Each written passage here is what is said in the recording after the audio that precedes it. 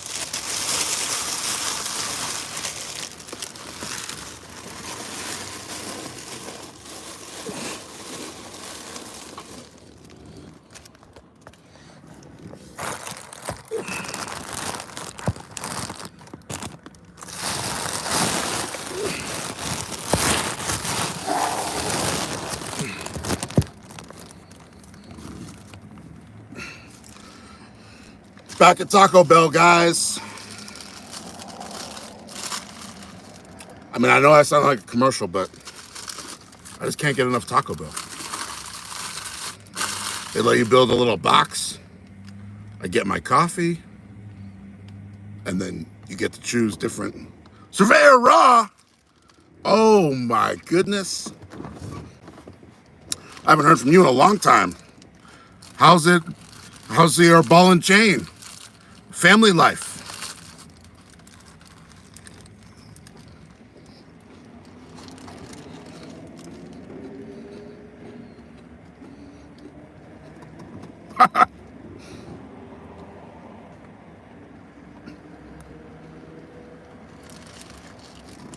Things are going really good. Oh, thank you. I look great. It must be the Taco Bell, man. Got to switch your diet.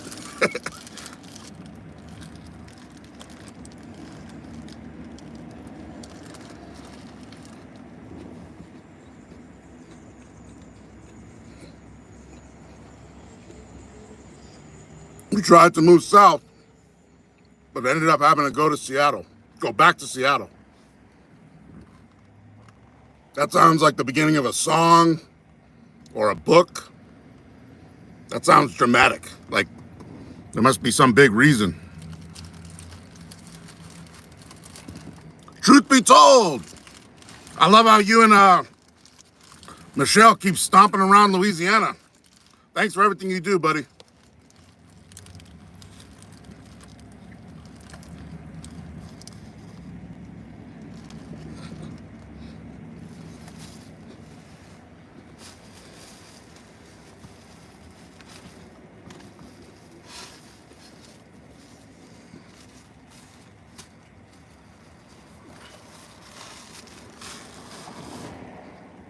Yeah. Yeah, those Louisiana cops, they do not like you people. That's why I'm always telling you, you got to be real careful. Because they play dirty, dirty, dirty. That's why it's the dirty South. You're in the dirty South. Don't forget that.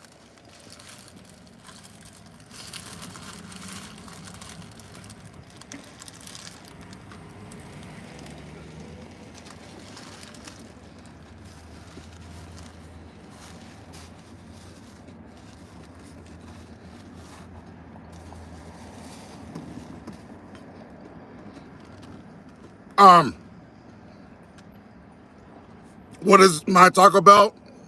I'm going to try to remember my order. I'll take a screenshot. I'll put it up on my community page later. But from what I can remember, like this right here is the chicken ranch, whatever. I forget the exact name, but it's only $2. It's got plenty of chicken in it. I mean, they don't play around. This is really good. It's only $2, at least here where I live. I got 3 of these. That was $6. Then I got 3 of the rice and bean burritos, which are only $1 each. But instead of getting the refried pinto beans, if you go on the app, you could switch it to black beans, which the reason I mentioned the app, because I'm like a Taco Bell like expert now,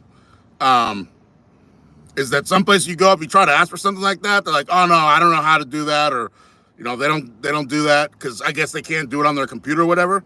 But if you go in the app, you can make all sorts of customizations and stuff, and then boom, it just pops up on their screen, and everything goes with no problems, you know. So I switch it to black beans because I like black beans better usually. So I got 3 of those with black beans, rice, and cheese. That was only $3. And then I got one of these boxes, which are only $5. And then you could like put in different stuff. Like I always get the crunch wrap, and then like a beefy 5-layer burrito, and a little bowl of potatoes. And I get my coffee, which Taco Bell coffee is pretty good.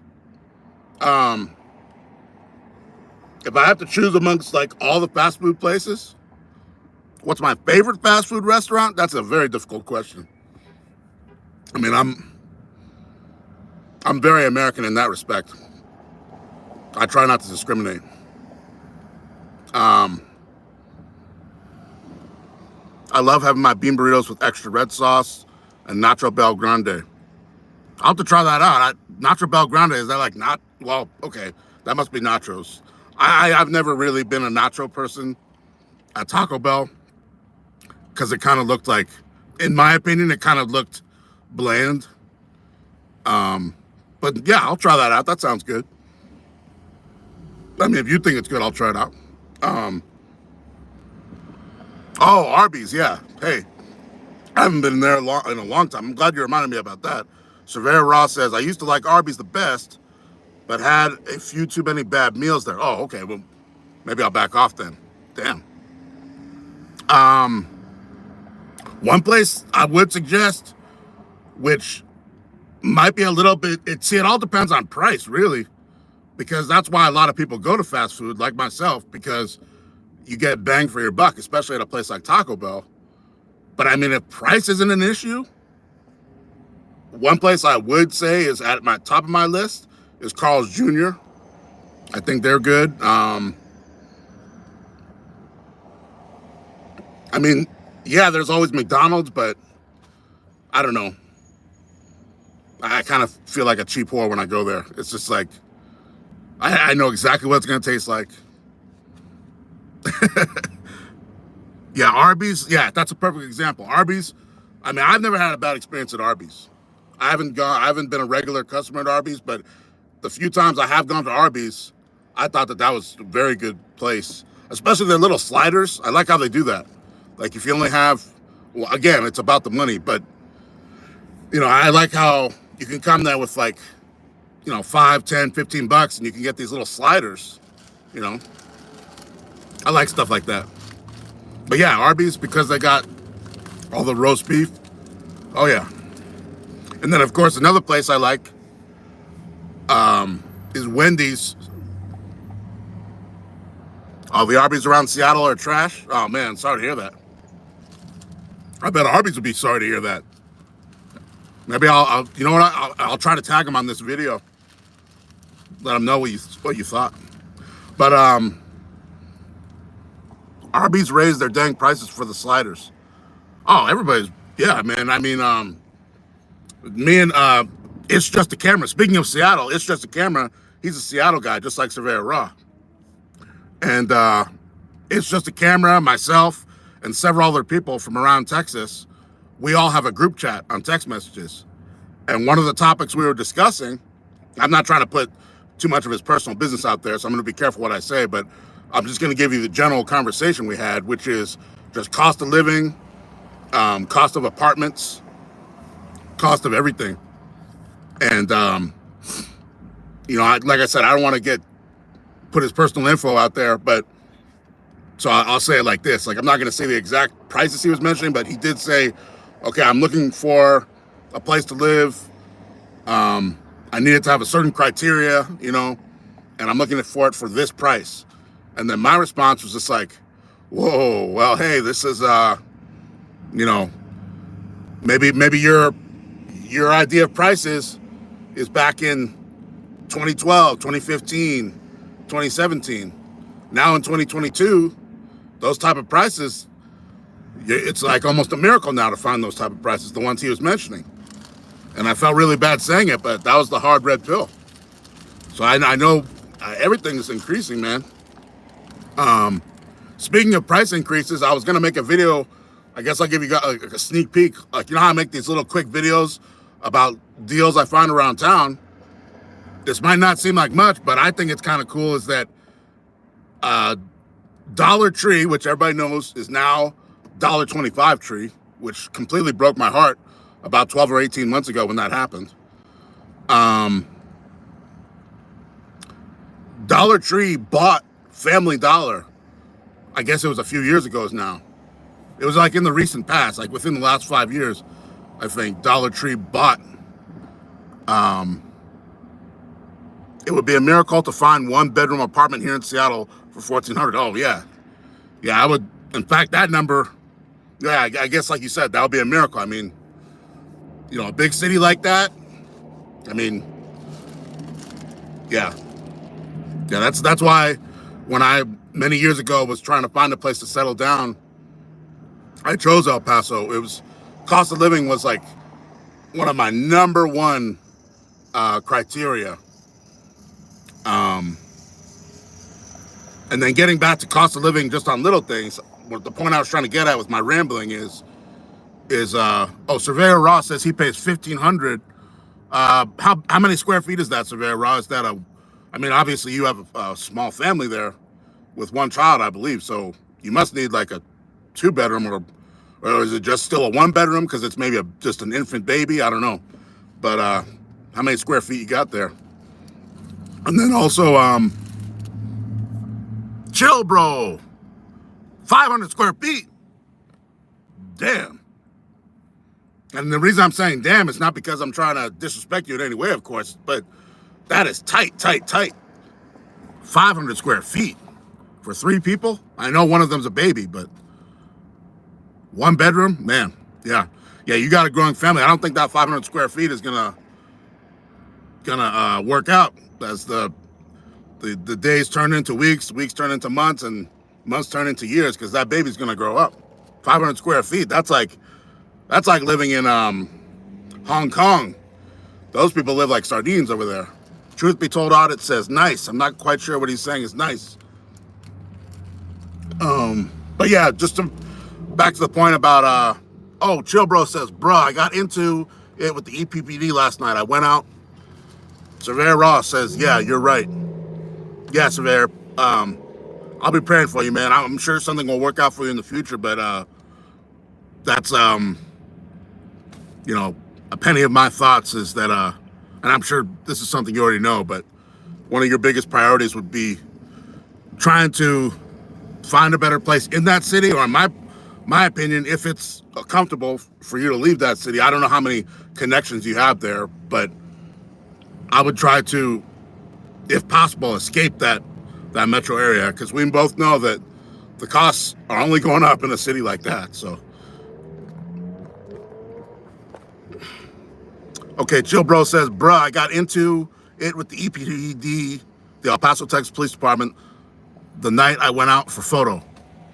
Okay, well, I'm sorry to hear that, but you have a YouTube channel, obviously. Throw those videos up there, even if they're still photographs. If they're still photographs, you can text them to me. 915-781-4330. But if you have a video, put it up on your channel. We'll go from there. I'll edit. You know, I'll edit something for you. Well, we can work together, man.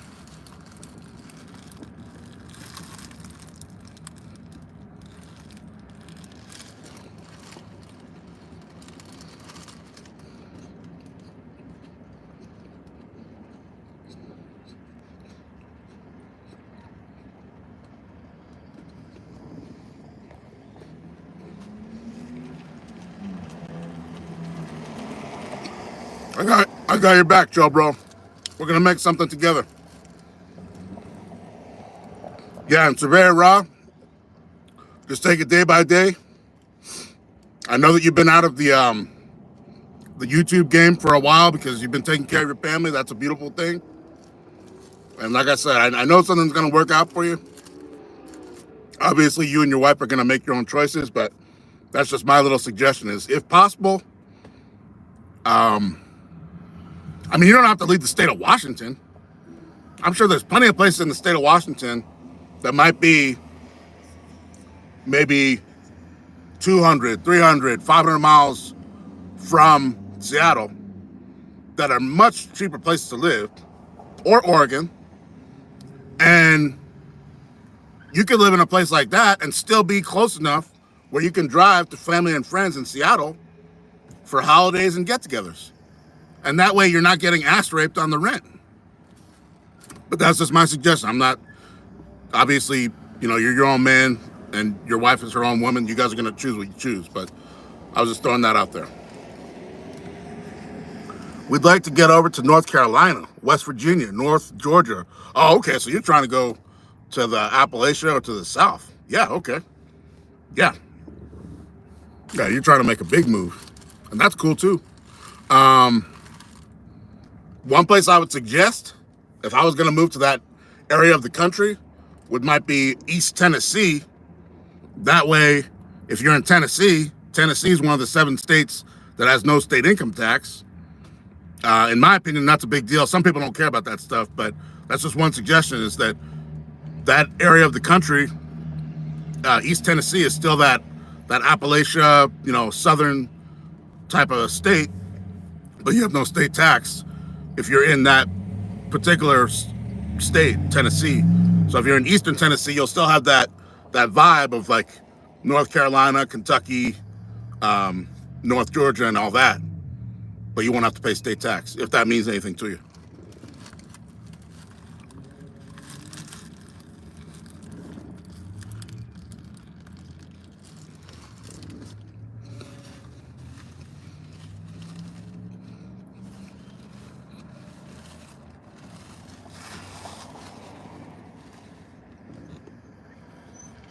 Joe Bro says, inflation hasn't even peaked yet, and that's scary as fuck. Educate me, Joe Bro, because I'm not an economist. So I have to live with whatever the economic gods throw down to me. I don't know where you're getting your information, but I wouldn't be surprised if everything you're saying is correct. One thing I do know is that place called the Federal Reserve,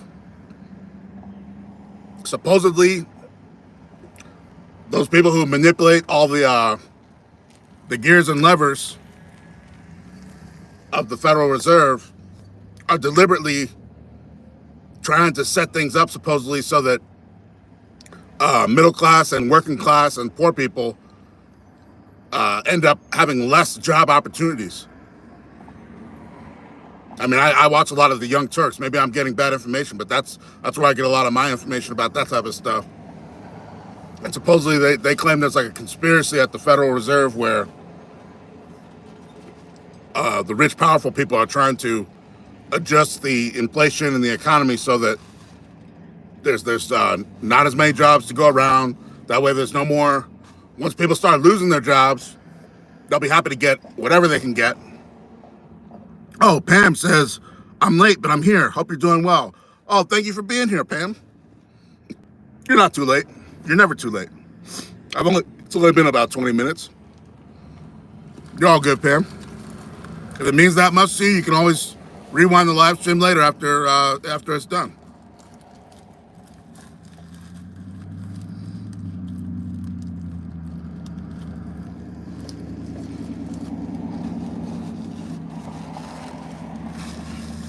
But yeah,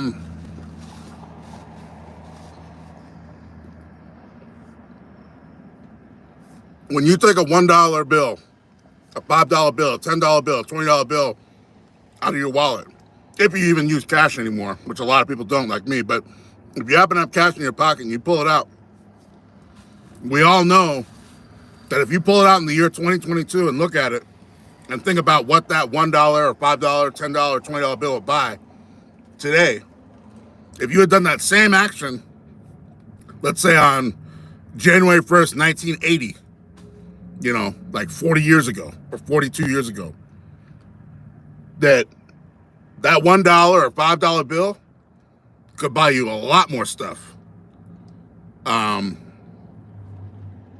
So it's all like a conspiracy, in my opinion, because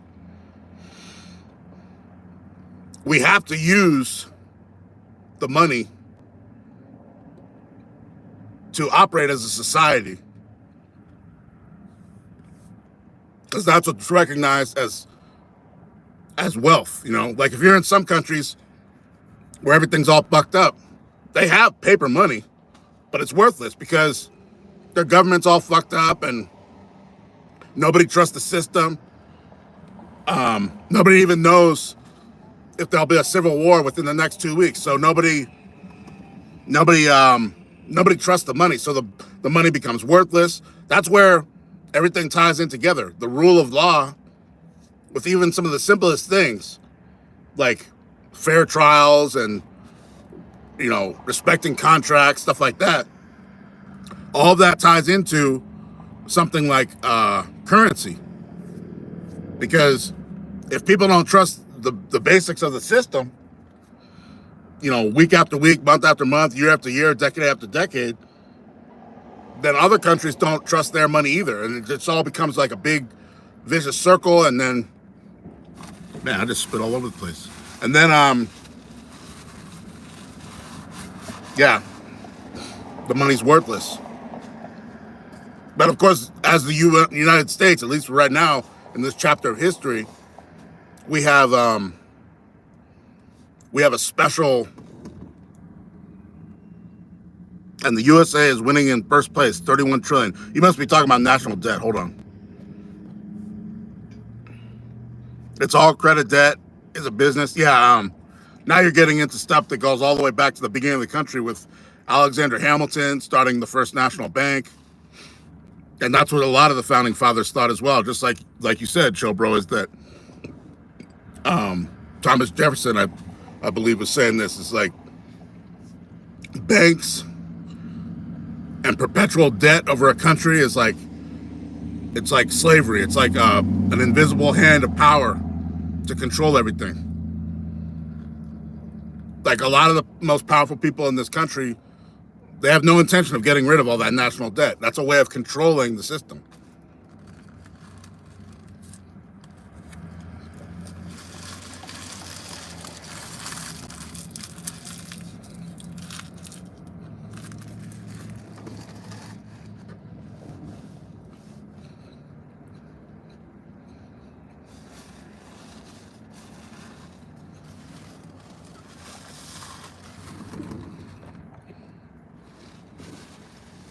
Jekyll Island. Chill Bro says Jekyll Island. I'm not sure what he's referring to. Sounds like a movie, I think.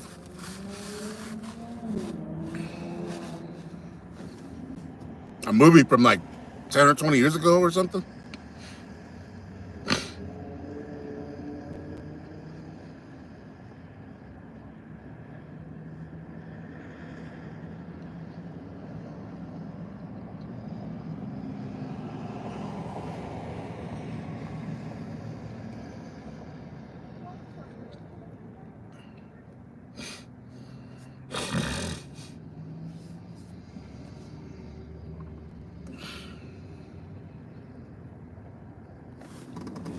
Four Corners Report. Good day to you, sir. Aren't you from across the pond, like the UK or Ireland or something? The creature from Jekyll Island is about the Federal Reserve. I'll have to check that out. Yeah. Now I know that I don't know what you're talking about, because I thought you were talking about like some sort of like dramatic horror movie or something. But you're talking about the Federal Reserve. I'll have to look that up. I don't know what you're talking about there. But I'm glad you brought it up, because it sounds interesting.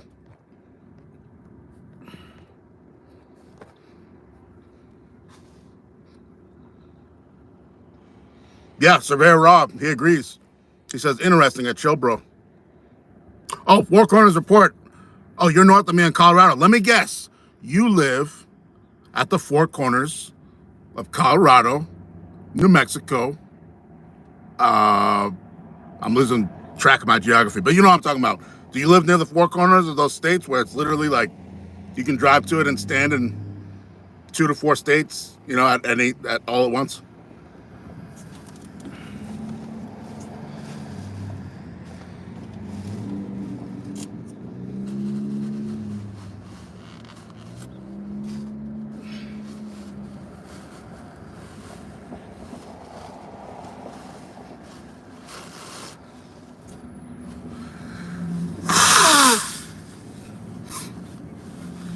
Four Corners says I'm west of Durango, but yes, that's cool, man. I always wanted to visit that spot one day. If I ever go there and you're still a viewer, I'll try to reach out to you as I'm headed up there and once I get there. Yes, Surveyor Raw, absolutely. There is an auditing channel called Four Corners Auditing. I've had several recorded phone calls with him between the past 12 to 24 months, like literally between that time, or maybe between like the past 12 to 18 months. I have a lot of recorded phone calls on the back burner that I can use to make future videos. The recorded phone calls with me and him started within a couple months after his arrest. And he is still in legal jeopardy as we speak. He's a Native American. He lives on a reservation, which isn't directly related, but I'm just giving you some background about him. And basically, he lives in what sounds like a small town, rural area. And the law enforcement community there, the DA's office, the police, they just have completely encircled him and, like, you know, crushed him. Not like as bad as they possibly could, because I don't think he's pissed off enough powerful people at this point, but that's why I kept telling him on the recorded phone calls. It's like, you're totally outnumbered. You're up there all by yourself. You've irritated the powerful, corrupt people, but you haven't pissed them off. So they've, like, you know, swatted at you like you're a little fly or something, but they haven't completely, like, dropped the hammer on you. So I've tried to warn him not to go and try to pull any more stunts like that. Unfortunately, it's a chilling effect, and I wish I didn't have to tell him that, but yeah. Extoria's cat. Hey, welcome. I think you're one of my trolls, actually. I love my trolls. Let me know if you're one of my trolls, because sometimes I look at your comments and they're not very friendly. Now, Extoria's cat says, ooh, I should reach out to him for a paper I'm writing for class. I have no idea who you're talking about. You'll have to fill me in on that. Surveyor Ross says, is this arrest stemming from the encounter at the public defender's office? Absolutely, yes. For Surveyor Ross, Four Corners Auditing, to this day, is still being dragged through the legal system, just like the El Paso County, Texas justice system here has been making me go through all the hoops of being a criminal offender on bond for the past year or so. Now my charges just got recently dropped, as you can see from the title of this video. But yeah, that's what Four Corners Auditing is going through. Extoria's cat is writing a paper about Native Americans versus law enforcement. Okay, that might be getting kind of in the weeds. I don't know if Four Corners Auditing is necessarily being attacked by the justice system for being a Native American. I think if he was a white guy, a black guy, and he did the same thing, they would still have the same reaction. I don't think it's because he's a Native American, but maybe, possibly. I think I might have touched on that a couple times during our phone calls, but he never really gave off the vibe during our phone calls that he felt like, oh, it's because of a Native American. I mean, it was mostly because he was exercising what he believed was his First Amendment right to record. Oh, and by the way, Audit the Audit, in case nobody knew, Audit the Audit actually covered his video and his arrest, and Audit the Audit actually gave him like a D or an F. So, and praised the police. So however you guys feel about that, but yeah, Four Corners Auditing did not pass the test on Audit the Audit. He had a very bad score. Yeah, Chill Bro says, oof, yeah. Yeah, Audit the Audit, I mean, was all professional and polite about it, but he said, you know, in that monotone, like lawyer voice, he's like, Four Corners Auditing gets a D or an F. You know, like, it's just straight up like, he did a horrible job. He did not maintain his cool. He was not, you know, thinking legally. Like, he just completely trashed him.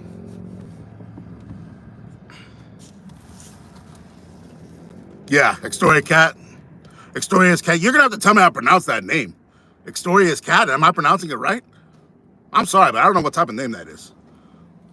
What is that supposed to mean?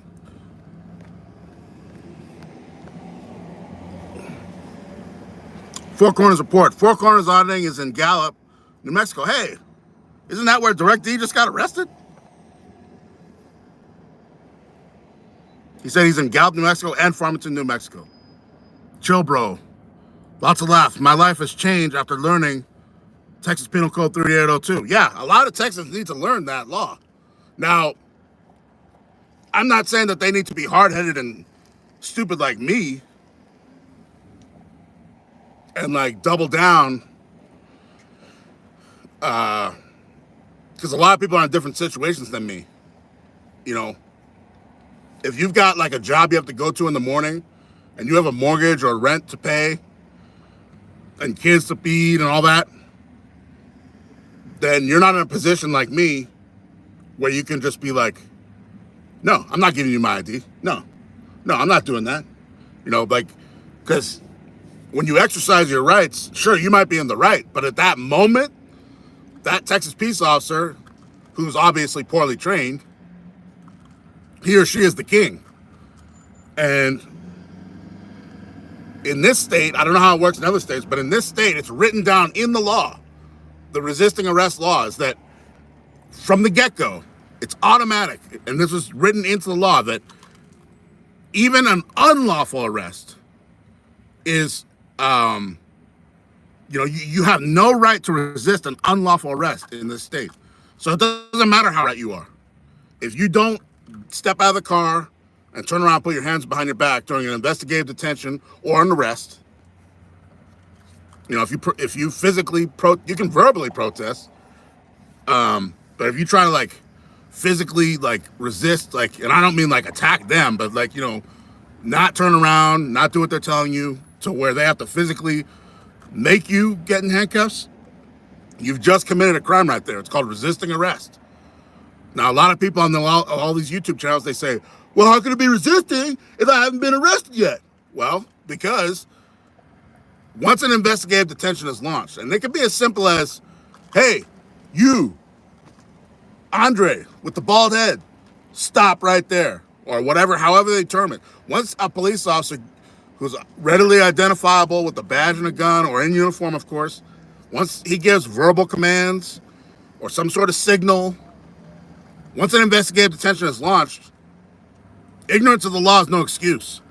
You're supposed to know that you're detained. If you don't know that, that's your problem. That's why I started my channel, to try to tell people this stuff. So now an investigative detention has been launched. Now he has control of your liberty. And if he tells you to turn around, put your hands up against the wall so he can frisk you, you might be like, for what? What did I do? Now you're already resisting because you're not obeying commands. Now, is he going to charge you with resisting at that point? He could, probably not. But if you start like really not listening to him and all that, and not turning around, especially if he wants to put you in handcuffs, that's one of the biggest things. If during an investigative detention, an officer wants to put someone in handcuffs, I've seen many, many videos where people think, oh, well, no, you're violating my rights. No, no, he's not. I know it sucks, but, and I'm not talking about how I feel about it. I'm talking about what the law says. If a Texas peace officer in this state launches an investigative detention and orders you to put your hands behind your back, literally, you have to do it even if you know it's completely unlawful, because it says right there in the law that even unlawful arrests and unlawful detentions, it's illegal to resist them.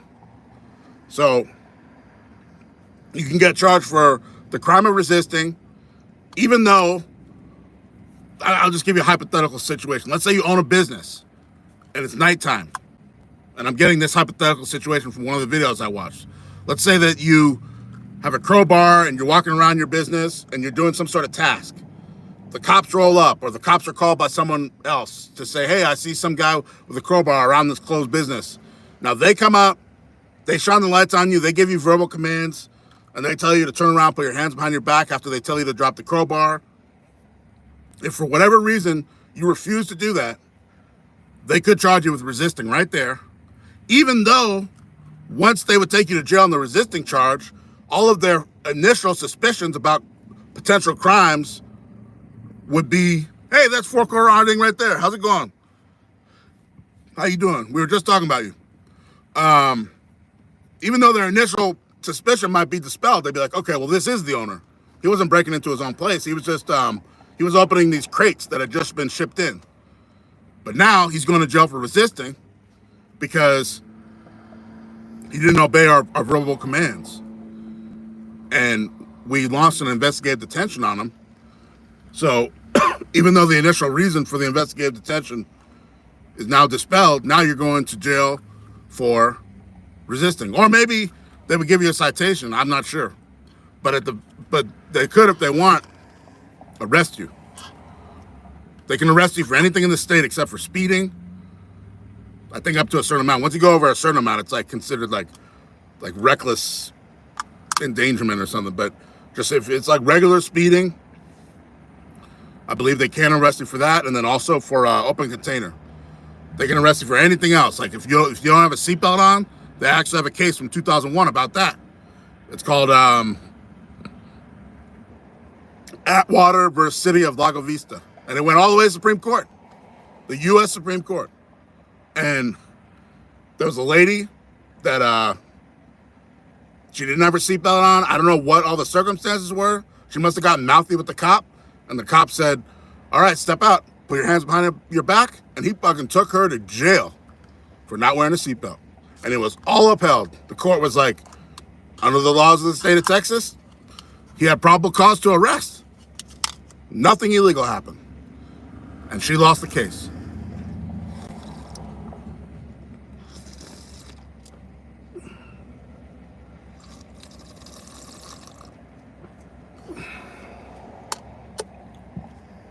Four Corners Report says, 4CR.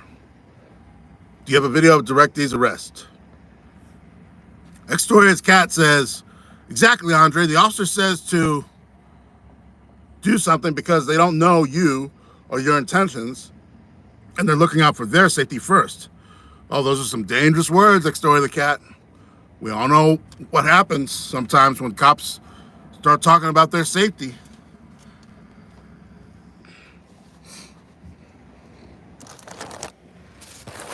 They can do some very unsafe things for the individual on the other side.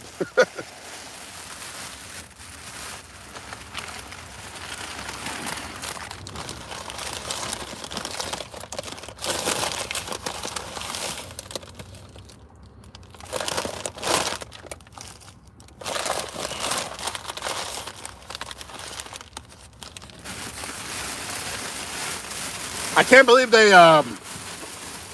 that is DirectD's like little thing now. He likes to, I noticed that he's done that on the past a few videos of his. He likes to come up and, you know, place his foot on a law enforcement vehicle's bumper, you know, their push bumper thing. De facto Media Group, he did the Taco Bell. Yeah, man, I was just saying that at the beginning of the video. I'm a little Taco Bell slut. This is one of my main spots.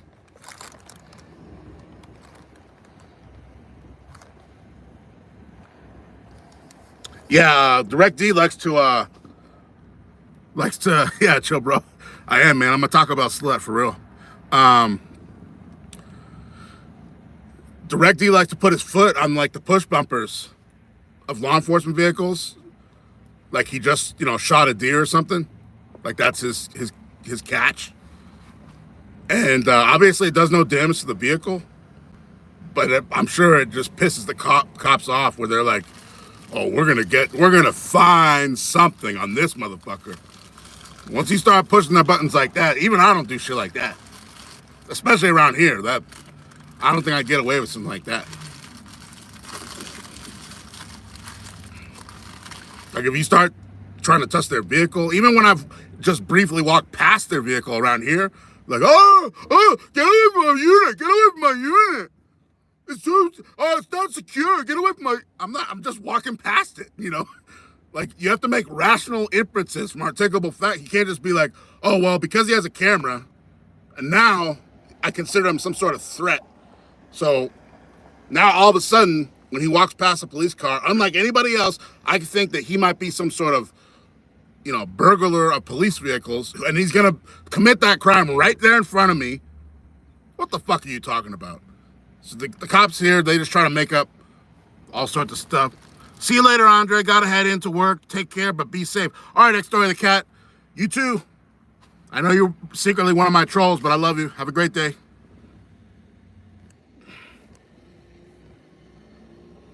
Did you ever notice how the cops touch our vehicles? Exactly. I'm glad you brought that up, Pam. They're always putting their little finger on my taillight, supposedly for their safety. I don't know what type of warrant they have to do that. That's a warrantless touch. De facto Media Group says, they put me in jail 7 months for filming. That's fucking horrible, man. Everything is dismissed now. Starting civil lawsuit in Michigan. Wow, that's a long road to take, man, and I'm sorry you have to go through that. That sounds horrible. I never had to go to a jail cell, but I've gone through a lot of legal jeopardy and a hard, you know, like suppressed life as someone on bond here in El Paso for the exact same reason. Filming in places I'm legally allowed to be. And yeah, and what happened at the end? This month, just like the title of this video says, the DA just wrote one cryptic message on a paper, which I'll show you guys later in an edited video, and it just says, charges dismissed. Reason, prosecutorial discretion. 2 words, prosecutorial discretion. That's it. Like, I went through all that, all those months. They found nothing because I had no real reason to arrest me in the first place. And then finally they just had to say, okay, charges dismissed, prosecutorial discretion. And I had to pay $50. It was part of a plea deal, by the way, but not the type of plea deal that you're thinking, because my charges got dismissed. I never actually got any type of punishment. All I was told was, okay, you have to pay $50 for this online course. It was called Cognitive Thinking Abilities or something like that. And basically you paid $50 and then I would log in. I took a long time doing it because it was so tedious and I knew I hadn't even done anything wrong, so it was really pissing me off. But you just log in and they had all these different sections, and basically it would just like talk about like, you know, it was basically like adult school, like how to be an adult. Like it would say things like, are we people or are we animals? Animals think on instinct and do just whatever they want. But as human beings, we have more logic and thinking abilities. We can't just do whatever we want. Like, so one example would be, if you're in the grocery store and you need to use the bathroom, you need to urinate, would you just do it right there in the middle of the aisle? Or would you hold it until you could find a bathroom or go home? If you were an animal, you would just urinate right there in the middle of the aisle. And it would just be crazy little things like that. And a lot of it had to do with like parenting, which I have no kids, so it didn't even apply to me at all. So anyways, it was all like, it had nothing to do with justice. It was just like box checking, because I didn't even commit any crimes anyway, but that was my requirement to get my charges dismissed. So I did it, and that's exactly what happened. The DA's office, which, by the way, as anybody who lives in the El Paso area knows, The DA's office right now is a complete hot mess, like to the point where the governor of the state of Texas has literally had to, from Austin, Texas, find a new DA for this place because the one we have is literally a criminal offender who had to plead the fifth. So we got a lot of problems here when it comes to the justice system, including our own DA recently just having to resign / get fired / be a criminal offender herself. So she has no business trying to claim that I committed crimes. Yeah. Friends in code. Hello. I am so happy to see you. You are literally my only member of this channel, which I'm not trying to say that I'm no pressure to anybody else. You don't have to become a member, but I will point that out, is that you are my only member right now. You're my first and only right now. You were the first one, of course. And it's greatly appreciated, man. That 99 cents a month means a lot. It really does. One of the craziest things is I keep on telling people to become a member. I don't even know how to do it, though. So I'm glad you just joined this chat, because I would love for you to text me, 915-781-4330. I would love for you to text me and just give me like some, like a detailed explanation. I'm sure that you'd be able to like type a text message and just explain to me how you became a member, because I don't know exactly what you did. And there was actually one or two other people I've been in chats with or in the comment section who had said, okay, well, how do I become a member? And I had no answers. I don't know how you did it. So if you could just please reach out to me. My email's in the description box below once this stream ends, or in all my videos. Or again, you can text me at 915-781-4330.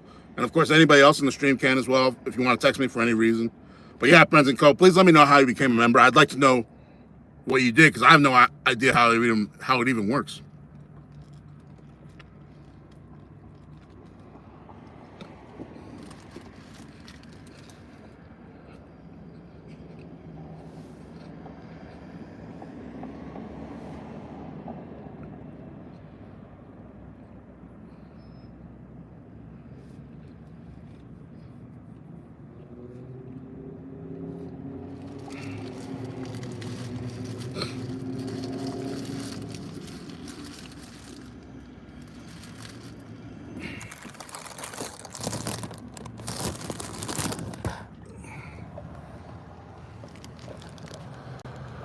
Not so Slim Jim. How you doing, sir? Have you been getting my my shorts? Another beautiful day in 915. There is the Horizon City water tower. H2O Horizon.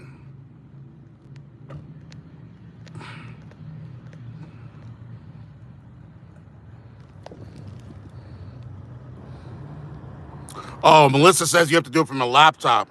There's a button there that says join. Yeah, that sucks. eBay is the same way. There's like little things on YouTube and eBay that you can only do from a laptop. So if you want to become a member of this channel.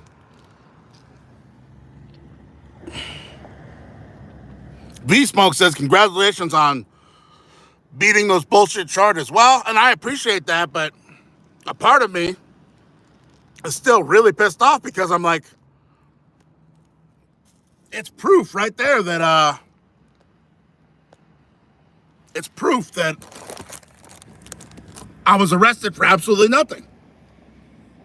That the people who run this place, the powerful people and many of the people who live here, the regular people, just a lot of people don't like the fact that I go to certain places and video record. So they're like, oh, okay, well, we're going to make up a secret law here in El Paso that says Andre can't record, even though it completely violates the laws in the books, like the First Amendment. So they're like, okay, well, we'll just arrest him anyway. And then hopefully we'll keep him in a jail cell so that he can't bond out, and we'll just like put him in a dungeon and ruin his life that way. Or at the minimum, he'll have to, put up as much money as we could possibly make him put up, which also violates Texas law. And we'll have him on bond. Friends in code. Welcome to Informed Citizen. Yes, okay. Welcome, Informed Citizen. I like that name. Very nice name. Yeah, man, I didn't commit any crimes. The DA's office was well aware of that. The judges that signed the arrest warrant on one of my charges was well aware of that. But none of that matters. All the stuff about like the rule of law and justice and all that all of that was thrown out the window. None of that applied to me. None of that applied to rights and lefts. It's all just a mob justice, and you know, that was my punishment, a de facto punishment, is making me go through all the hoops and paying all that money for bond for all these months. And then finally at the end, it's just, okay, just take this course, which has nothing to do with your charges really, called cognitive thinking. And then all three of your charges are dismissed. And that was it. So it's just proof that I've never done anything wrong. The people in power. Chillbro says, you need to hold them accountable. Good guy audits. Oh man, one of my New York people. Me and Brooklyn audits were just talking about you. Thank you for everything you do up there. I know your channel has gotten really big, at least compared to mine. Thank you so much. I love your style, man. You always play it cool. You know exactly what you're talking about. You definitely have that Long Island audit style, in my opinion. Obviously, you have a different voice and everything, but you New York guys are slick. I like how you do it. Good Guy Audit says, hey, you know me? Dude, of course I know you. I've been watching your channel since it was smaller than mine. Yeah. Yeah. Oh, yeah, of course. You're very welcome. Yeah, thank you, Good Guy Audits. You're one of the very few people in the New York State and New York metro area especially, which surprises me, blows my mind. You'd think a city of like 8 million people, there must be, you know, dozens of people doing what you do. But no, for some reason in the New York metro area, from what I've seen, it's just you, Brooklyn Audit, that guy named Eli. Very few people.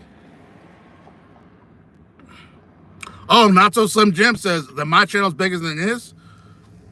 That sounds that sounds a little dirty.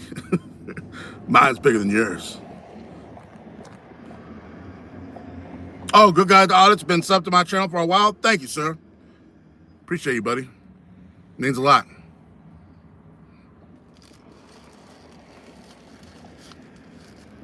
Oh, Not So Slim Jim says that's what she said.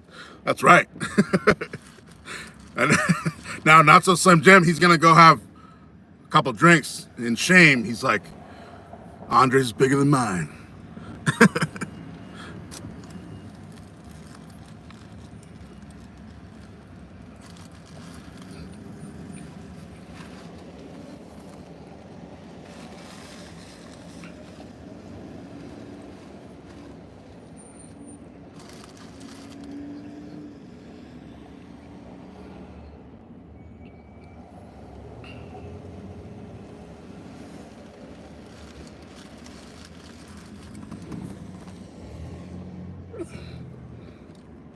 Good Guy Audit says there's three huge names: me, Eli, and Long Island Audit. Yeah. Now Long Island Audit, I guess you're right. That is the New York City metro area. So yeah, you're right. Those are the three big names. And of course, Long Island Audit, that's like comparing the Titanic to a tugboat. I mean, Long Island Audit, last time I checked, he's over 250,000 people or something. I mean, he is a mega powerhouse.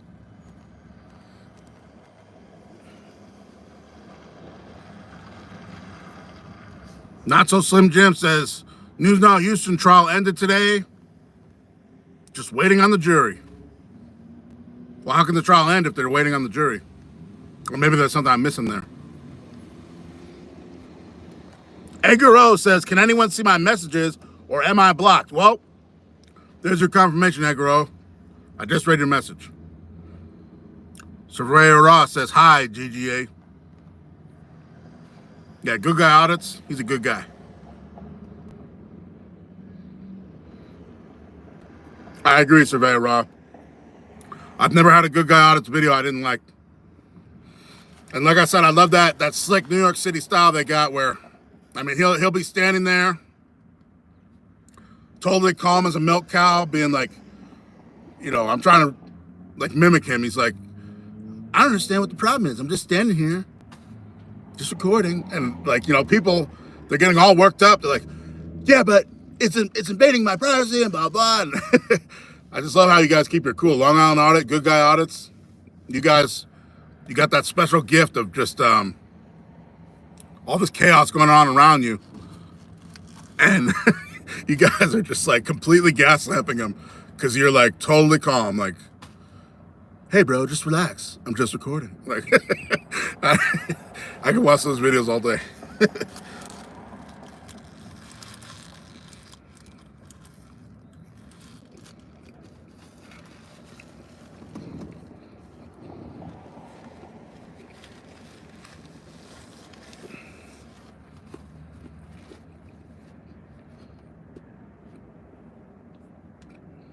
Good Guy Audits says I'm making him blush. That's because he's such a good guy, such a nice guy. He's so humble.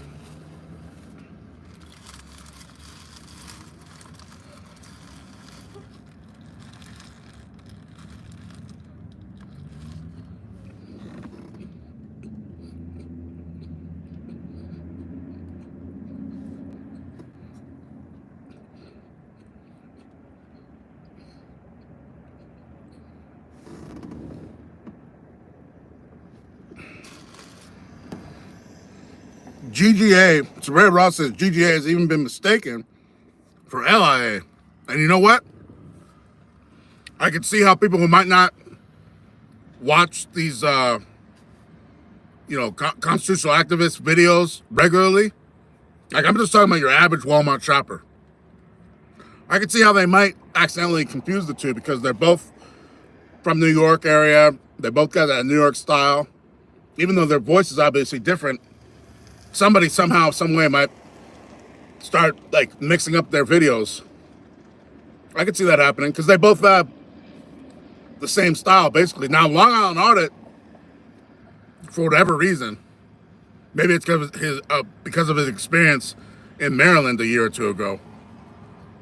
But Long Island Audit is basically not really a cop watcher. I've only seen him do one actual cop watch, and that was in Maryland a year or two ago, and he had a very bad experience. He got arrested, and yeah.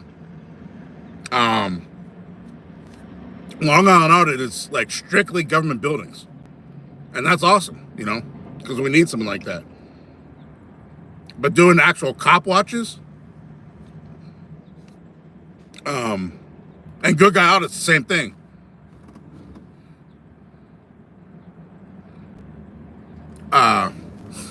These guys, like I've seen Good Guy Audits, I guess it was a couple months ago, a few weeks ago.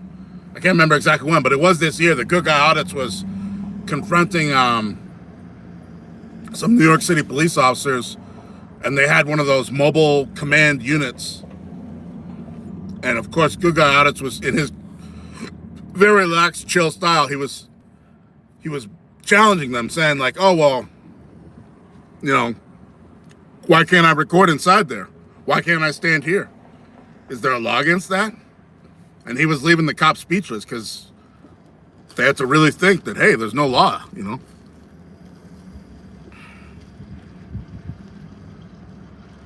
Four Corners Report says he lives in a small town and can't do cop watching here as I work for the fire department. And that's a totally understandable reason, you know?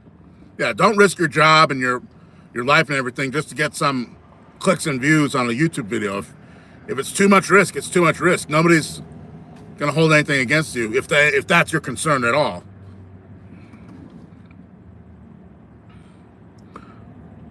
Four Corner Harding says, I went to McKinley County Friday night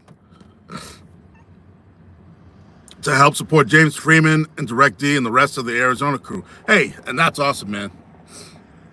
Yeah, that I'm sure that meant a lot to them. Just having another warm body there in support. You know, the more people that gather, the better.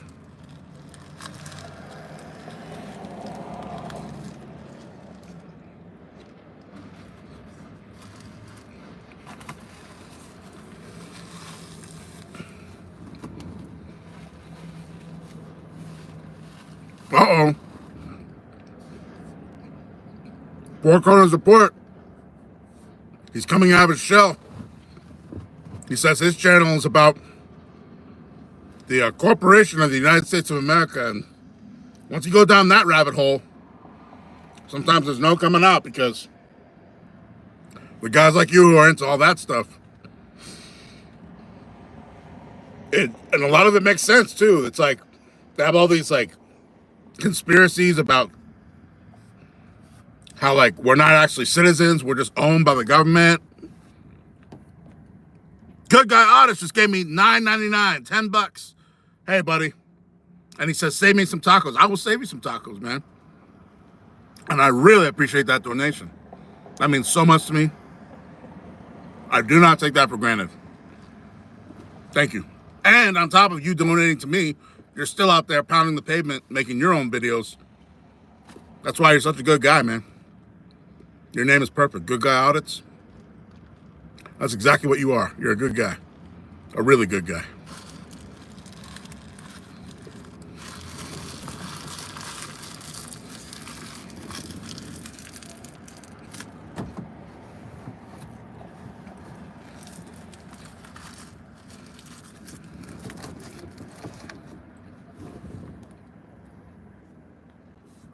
Yes, Good Guy Audits.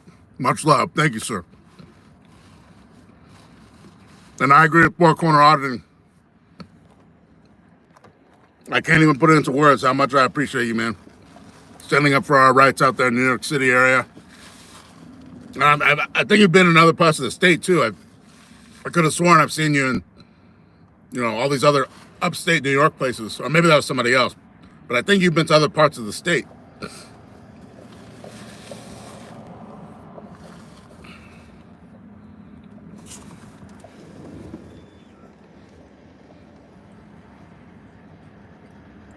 Oh, Good Guy says he went over the reason for my channel name on a live the other day.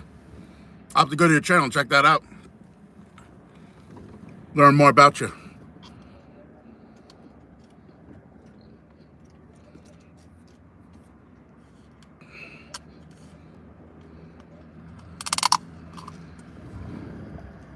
Oh, you've been all over New York? Yeah, that's what I thought. From what I remembered from a lot of your videos, it would be like these random smaller cities and smaller towns in New York State, you know, outside of the New York City area.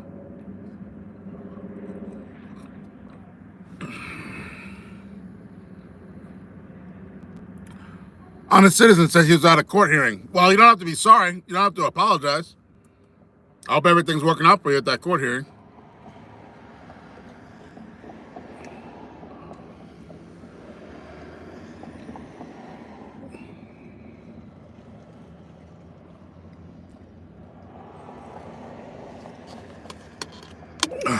If anybody's just joining the stream recently, as you can see from the title, 3 of my criminal charges got dismissed. The only 2 that I have pending at this point, or the only 3 that I have pending at this point, to my knowledge, and I'm 99% sure of that, but there might be something I'm missing, but so I'll still double check. But to my knowledge, all I have right now is my disorderly conduct citation for urinating in the back of a gas station in August.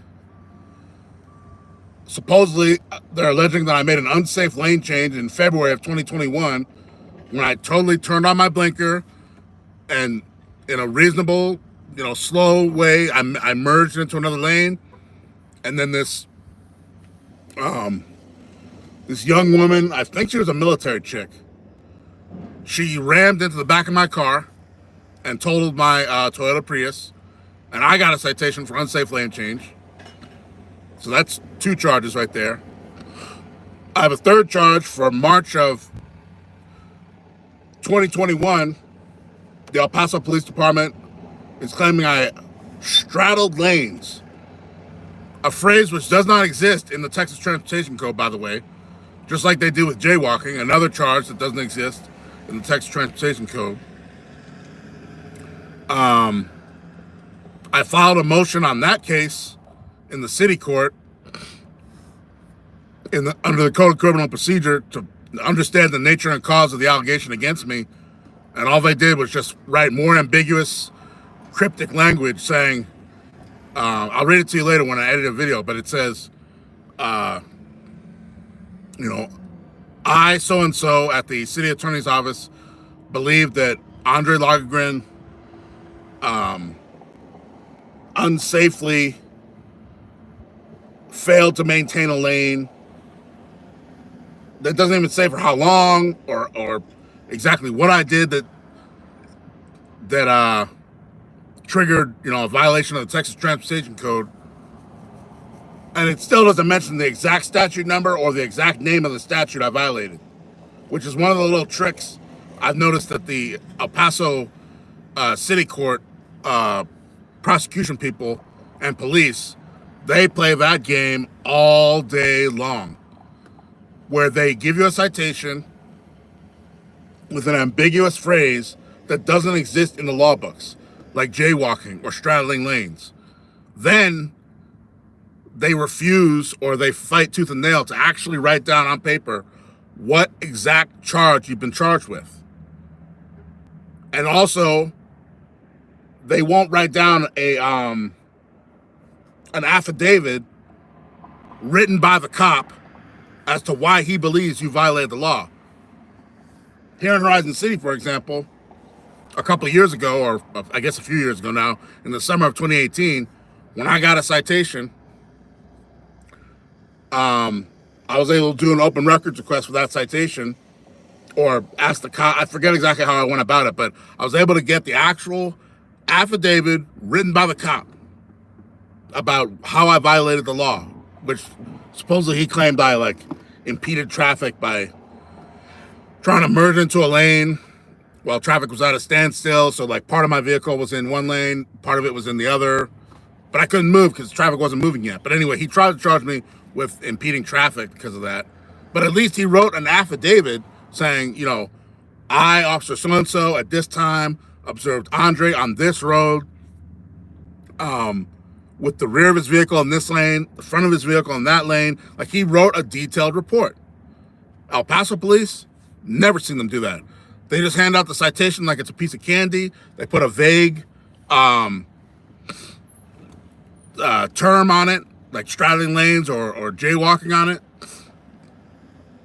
And that's not even a law.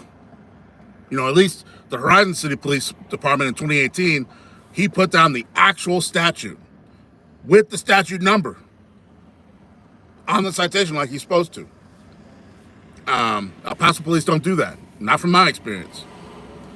That might be just because they don't like me, but I think that that's what they do to everybody, actually.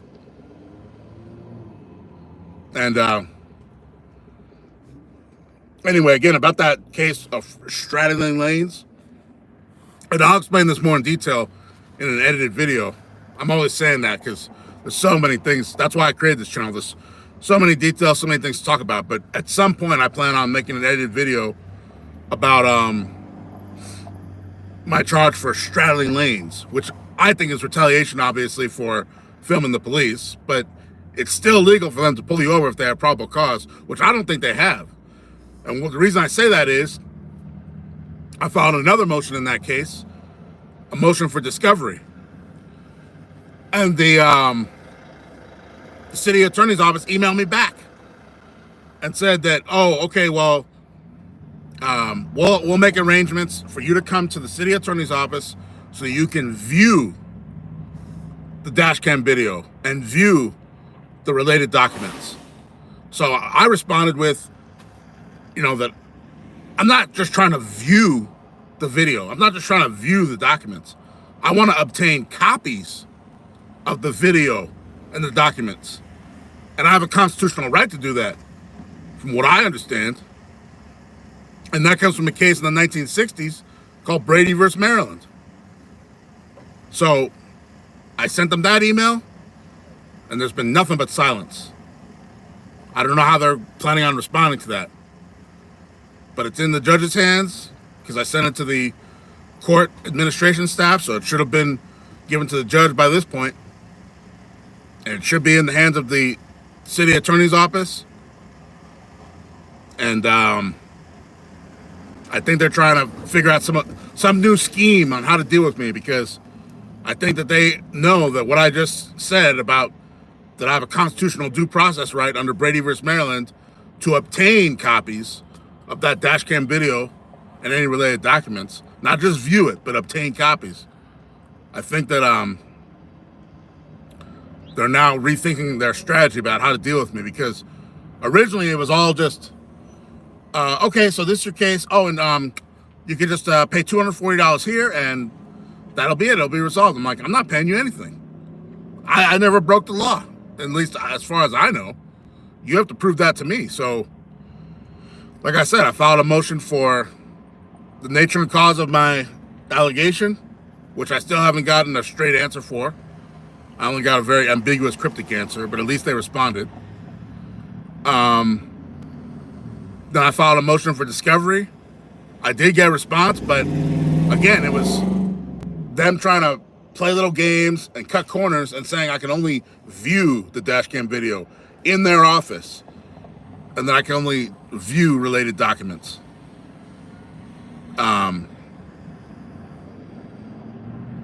I think it was related documents. At the very least, I know it was, I can only view the dash cam video. I'll have to read it word for word for you later in an edited video. But,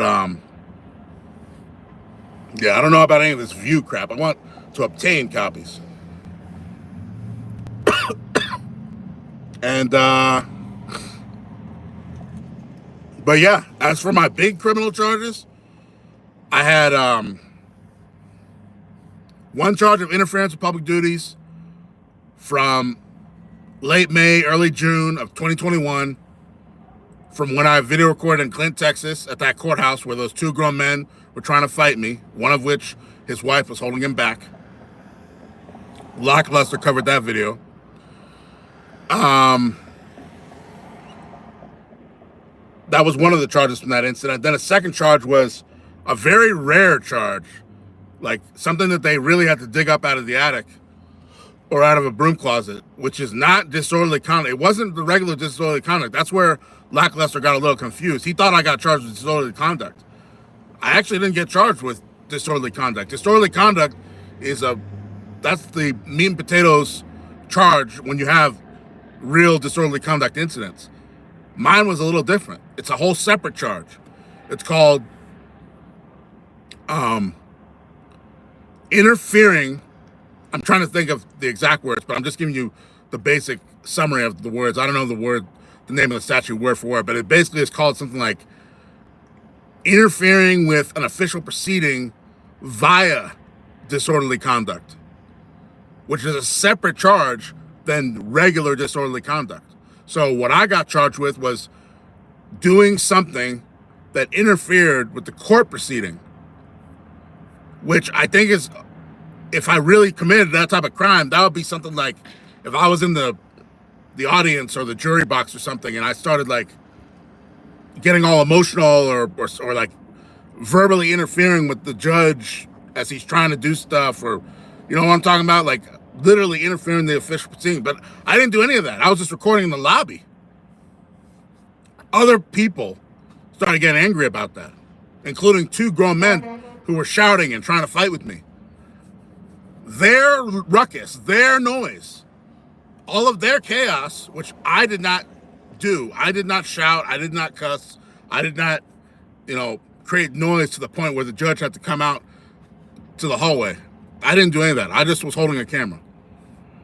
Now, their conduct, they were never arrested or cited for that at all, of course.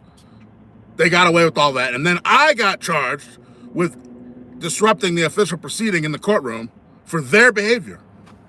And that right there is a perfect example about how the justice system works here in El Paso County, Texas. It's a complete circus. The rule of law is thrown out the window all the time, especially if they don't like you like me. Again, we have a DA who just had to resign and literally have a replacement put in by the governor of this state because this place is such a fucking circus. And she herself, the outgoing district attorney, not only is fired for like incompetence and just like being a bad lawyer, that'd be bad enough. No, she's in legal jeopardy as a criminal offender she's a criminal because she was using money that was literally like official taxpayer money used to like operate her district attorney's office. She was using some of that money. I don't know exactly how much, but even if it's just $1, you've already violated the law. But she was using a significant portion, apparently, to buy stuff to promote her own political campaign, which she already got elected. So I'll have to give you more details later in an edited video. But basically, even once she got elected to the DA's office, one of her own lawyers in this this interview on ABC 7 that was just released in the past 3 days, one of her own lawyers, or former lawyers, that worked in her DA's office, one of the former assistant district attorneys, was saying that she never got out of campaign mode.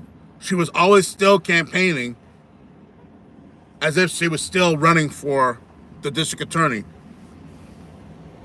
And she never actually would be in the office and get down to work and roll up her sleeves and actually be a district attorney. She was always doing fun stuff and like, basically like, it was, I guess, kind of like vanity.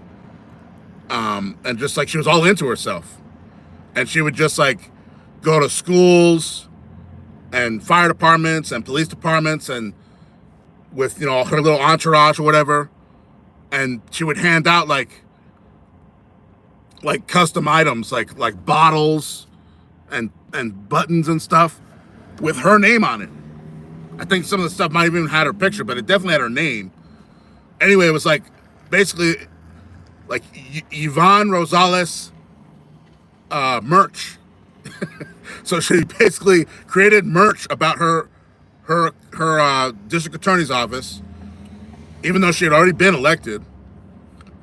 And then that merch was purchased with money that was supposed to be used to operate the district attorney's office. So she took the people's money, taxpayer money, and used it for her own personal benefit, which is totally a violation of Texas law. That alone right there is a crime. I mean, I wouldn't be surprised if the Texas Rangers are investigating her right now. I haven't heard about that in the news, but I know the Texas Rangers are the agency that is specifically tasked with investigating that stuff. So if she was to be arrested at some point in the future by the Texas Rangers, I would not be surprised, because that's a big violation of Texas law. And like any other good criminal, just in the past couple of weeks, she was on the stand in a courtroom pleading the fifth. So you know that something's going down when you have an actual, she's not just a lawyer, she actually got elected to the position of district attorney, and she's sitting there on the stand pleading the Fifth Amendment about questions that might incriminate her. I mean, how much more of a circus can you ask for? If you had told someone that story a year or two ago, despite all the problems that El Paso has, if you met someone on the street or in some office or whatever, and you told them that something like that was going to happen in El Paso, they'd be like, all right, well, that's a little far-fetched. That sounds like a movie. Well, guess what? It's not far-fetched anymore. It really happened. Our district attorney was so bad. She was doing incompetent stuff. It's probably one of the reasons, or at least a large portion of the reason why my charges got dismissed. I don't think that I was one of the people who was a criminal offender that people really need to worry about, because I didn't harm anybody or anything like that. But there were a lot of people in the system who actually are bad guys or bad women, but usually it's men. For example, and I'll edit this in a future video as well, but I'll tell you right now, is that there was this, supposedly, according to one of the assistant district attorneys, which I have no reason why he'd lie about this, because he seemed like he was pouring his heart out. Supposedly this assistant district attorney had been working on a case dealing with this child molester who had all sorts of evidence against him, and his case had to be dismissed, or he had to be given some sweetheart plea deal. because due to the whole circus and chaos at the district attorney's office, the lawyer for that child molester guy was able to run circles around the DA's office, and the district attorney's office wasn't able to effectively, fight the case legally. So, a lot of, supposedly, according to the district attorney's office, the lawyers who are left there after this bad DA left, they're coming out now and saying, yeah, there's a lot of cases that of some very bad people that we just had to wave the white flag on. And now those people are, going to be released, and they should have never been released. So,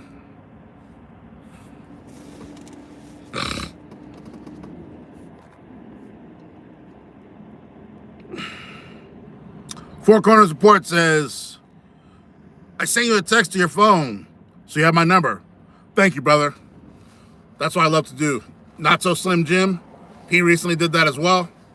I like to stay in touch with my viewers and subscribers by text if possible, because, it's just a more intimate way of interacting with, the various subscribers and viewers who are regulars. And it's a good way to get new topics. I mean, I've had all sorts of people over the past couple of years who've reached out to me by text and phone sometimes, who will have information or, topics for new videos. I remember earlier this year, there was a guy down in Socorro when there was that murder in the parking lot. He reached out to me by text. He sent me little video clips. Even though they were short, they came in handy. I edited them into a video. Even though all he did is just record the parking lot of the scene and everything, that helped. That made a video. So yeah, texting me is, I consider it a great thing. Some people aren't comfortable with that, and I understand if that's how you feel, but for whatever reason. But I hope that you don't feel that way, and I hope that you do reach out to me by text at 915-781-4330. But it's up to you. It's no pressure. But I thank you, Four Corner Report, for doing that. We should definitely stay in touch by text. So I appreciate you text me. I'll make sure to lock you in, and I'll type in your contact name.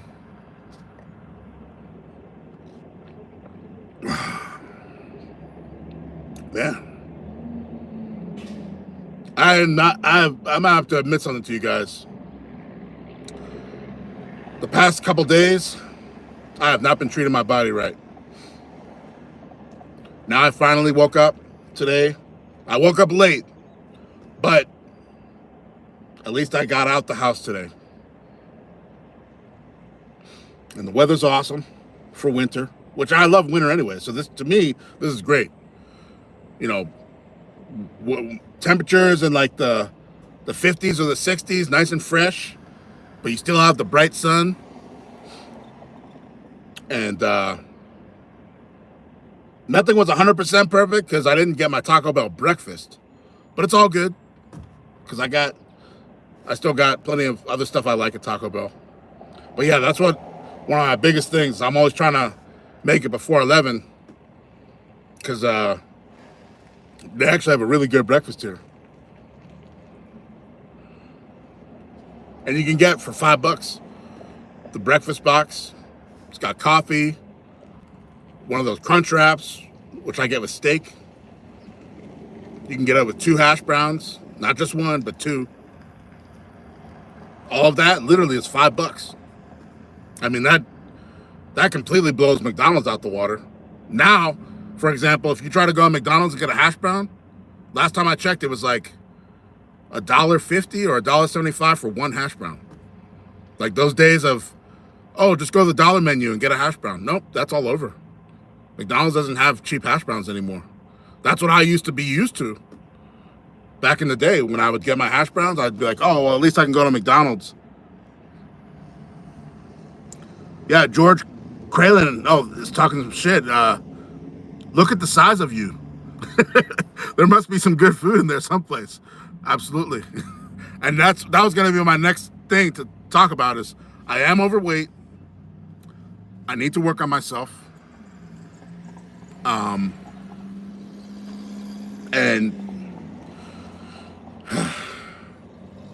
George Creighton is basically handing me the red pill and just shoving it down my throat. He's just keeping it 100. He's 100% raw. He said, "Look at the size of you." Yeah, man, I love to eat, so he's right. I need to lose some weight. And it's easier said than done, of course. I mean, that's one thing I was thinking of taking you guys along the ride with,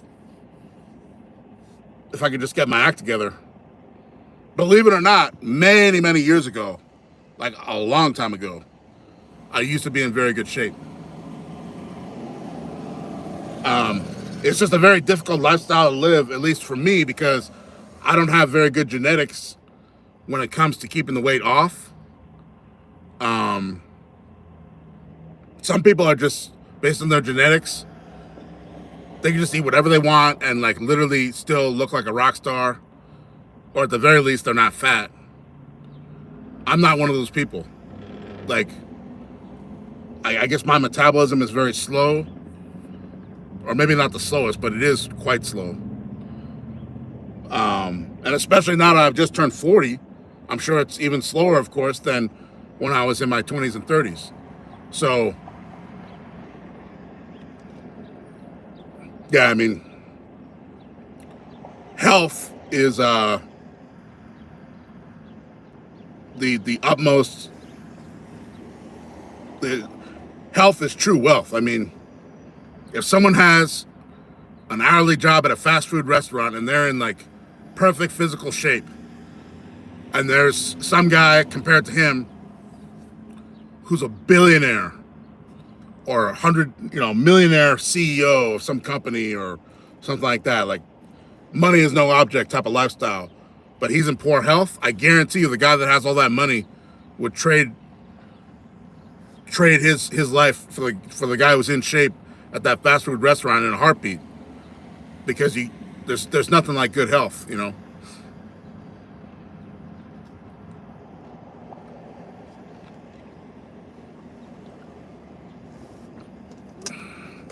Speaking of good health, and this includes mental health, that's another problem of being put in the legal system unjustly, is that, because you have to understand, I'll go into this in more detail in edited videos in the future, but you have to understand that when you get arrested and forced to go to all these court dates and pay all this bond money with every last dime you have, and you're going through just all the problems of the justice system putting weight on you, that is all stress, mentally and physically. It throws your whole life into chaos. You're not able to eat right and work out, and you start drinking and smoking more, you know, depending on who you are, like me. Yeah, that's one aspect I don't think a lot of people talk about, is that even if you're not in a jail cell, but you're still on bond, and I didn't have to deal with any of the like really harsh bond conditions that some people have to. See, what happened was, unlike the first time I got arrested, I wasn't on PR bond this time. I was on an actual real bond where, you know, money was paid to keep me out of jail. So I didn't have to deal with the, I forget what they call it. It's some sort of office of the court that deals with pretrial conditions. Now, if you get a PR bond, and you'd be amazed who gets PR bonds in this county, by the way. I'm talking about burglars, all sorts of people that do some stuff that's way worse than what I did. They still get PR bonds where they don't have to pay anything and they're let out. And but if you're in that system, then you have to report to the office of the court that handles people who are on PR bonds. And sometimes the DA's office will put the most outrageous conditions on people, especially people that I don't like me, Like, I remember they were saying, like, I couldn't go buy a gun, which I didn't even want to anyway. I think one of them said I couldn't even drink. Like, all this shit that had nothing to do with filming the police at all. And they were trying to put these conditions on there.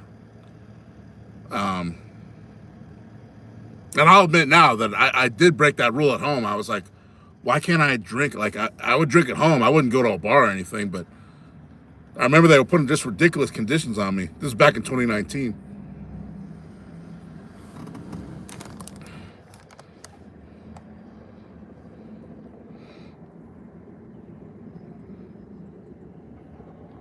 Eric D. Johnson, 74, says, 35 here in North Carolina, got down to 25 last night. Damn. That freezes the pipes and the little duck ponds right there. Eric D. Johnson says, nothing wrong with eating, just gotta eat healthy. Yeah, it really is simple as that. It's just so hard sometimes to eat healthy because of, there's only 24 hours in a day and life can become chaotic, especially if you're caught up in the system like I was. So now as I go into 2023 and I just had my 3 major charges dismissed. That's one of my big things, is just start living right again.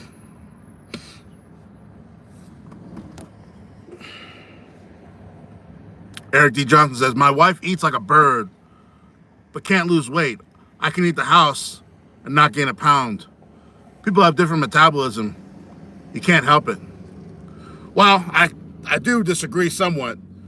You can't help it. It's just very difficult for people like me and your wife, for example, because literally for us to make changes in our metabolism, we have to really buckle down and really eat clean, start running regularly.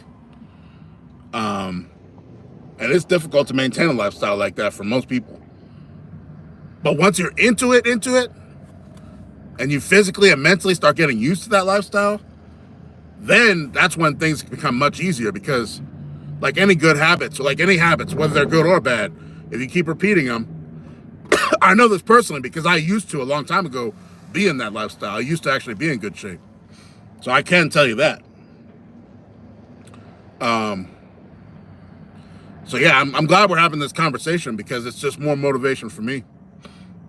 And hopefully for your wife as well. You know, I hope that things work out for her as well. And, you know, obviously her body's going to be different because she's a female. One of the things that's always been a big thing that helps me is that, and I know even as I've gotten older now, it'll still be the same thing overall, is that once I lift weights, that really helps take off body fat, because if you're eating right and you're lifting weights, you are burning fat even while you sleep, because muscle, it just changes everything. It starts eating fat as you're sleeping, which is a great thing.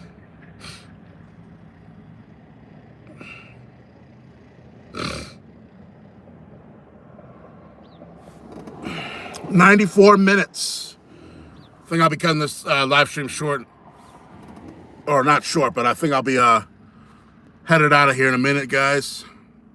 I appreciate the last few of you who are in here, though.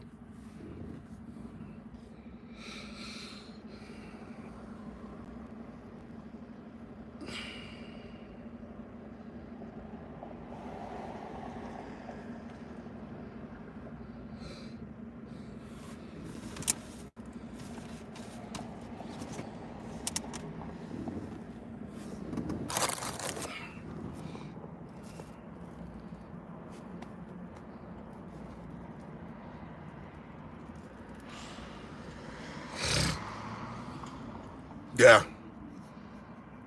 All this chubbiness. That's not good. That's not good at all.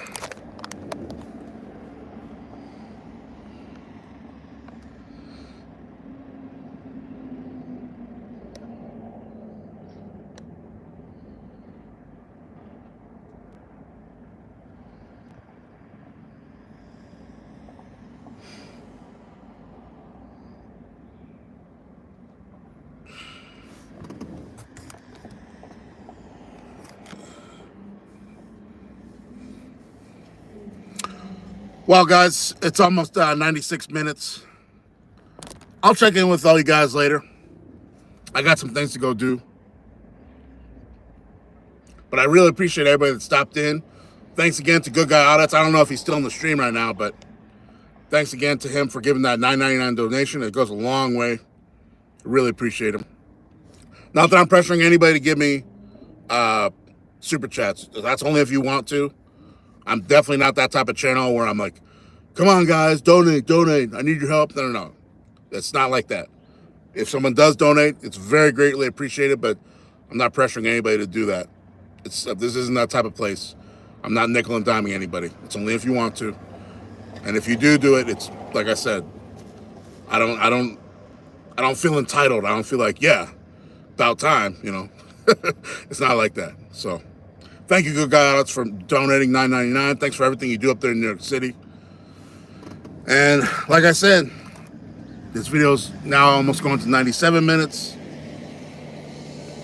Unless anybody else has any other leftover comments here, I think I'm about to head out. Like I said, I gotta go run some errands. There's always something going on. Gotta go take care of some stuff, so. All right, guys. Thanks for watching Horizon City News Service. Beautiful day here in Horizon City. Wish you were here. I'll be in touch. All my contact information will be in the bottom of the description box of this live stream once it posts. And stay in touch, guys. Text me, 915-781-4330. If you're comfortable texting me. I appreciate all you guys, even my trolls. All right, guys, have a great day.